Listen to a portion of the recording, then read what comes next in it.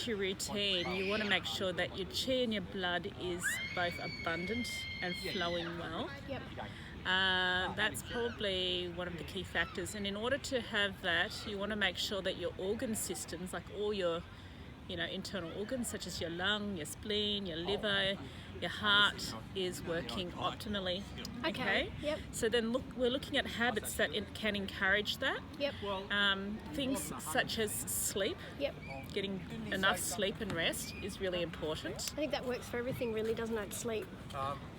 If you don't get enough sleep, nothing works. No. So sleep is really good. In fact, a lot of the body is rebuilt when you're in the deep sleep. Okay. So if you're not getting good sleep, Yep. you're always going to be pushing that, rock up the hill. It's an upward battle. Yep. It's well known that when you get enough sleep, your adrenals get relaxed. Okay. So you're not running off adrenaline. Yep. Adrenaline is very corrosive, and so is cortisol for the system. It ages your body incredibly. So just go off a tangent again. Sorry.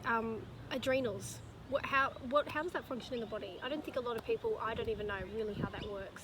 So the adrenals is what sits on top of your kidneys. Right. And we use our adrenals when we need that extra energy in order to do something. For instance, if you're being chased by a lion, you'll be kicking in your adrenals. I hope that never happens. And it's meant to be a temporary thing that happens in the body for the fight or flight response.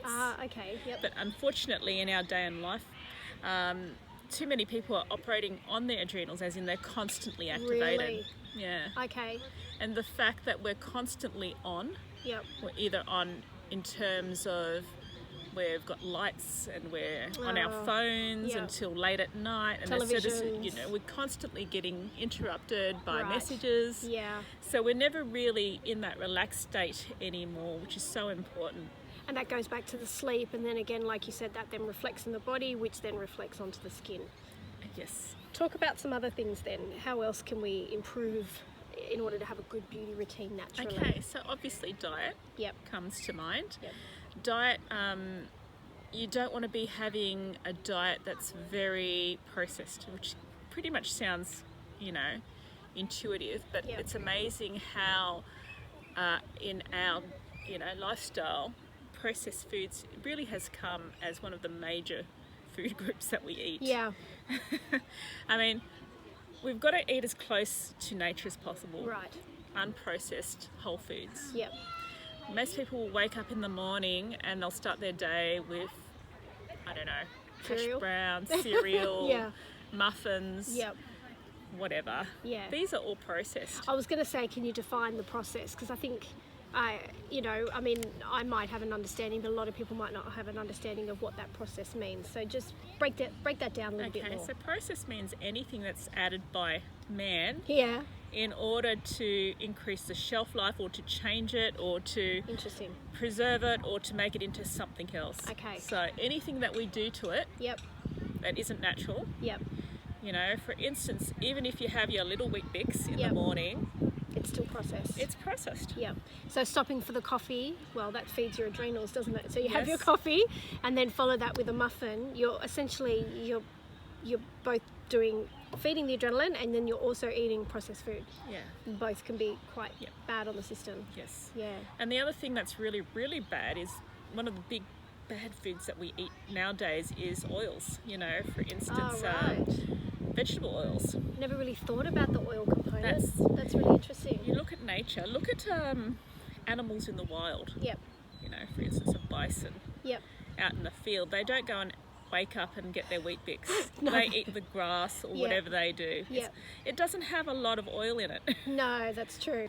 The amount of oils that we're using is nowhere near what we would on a very natural diet, or what animals in the wild would eat. Right. You don't see obese animals in the wild. No, that's true. You don't. They're all very fit and healthy, and that's it. Because shiny fur. taking a lot of oils, whether they be vegetable oils or animal fats or even coconut oil, is actually coating the energy centers of your cells so that it is more insulin resistant. So that's just want to mention that. Yeah, that's interesting. And insulin resistance is actually one of the major problems in our world, and insulin resistance will age you as well. Really? Yes. Wow. So talk about that just briefly. What is that, and how does that reflect on the skin? So most people will associate insulin resistance as having diabetes. Yes, that was my first thought, but it's not, right? So that's obviously not the worst outcome, but one of the more exacerbated outcomes. Right. But a lot of people think that it's because they eat too much sugars, right? Right. So they'll limit their fruit intake, and they'll limit, anything that's like wheat or rice. Yep. And that will work because obviously insulin is produced when you eat sugary stuff. Right. But the underlying cause is actually that there is an insensitivity because your cells are coated in fats and oils. Right. So the cells cannot react normally. Interesting. So anyway, that's a bit of a contentious issue. Yeah, sure. Many of the medical professionals will not even acknowledge that. Oh, really? Yeah. Oh, wow, okay. If you go to a doctor and you've got insulin resistance, they're going to put you on a low sugar diet. Oh, okay. That's the and first tell you to eat instant. plenty of meat. Oh, do they? Which is very fat. Oh, wow. Because I think that's another misconception too. A lot of people don't realise that fat is also sugar producing, right? No. In fact, ketogenic diets will suggest that you eat fat. Right. Yeah, animal fat. Okay.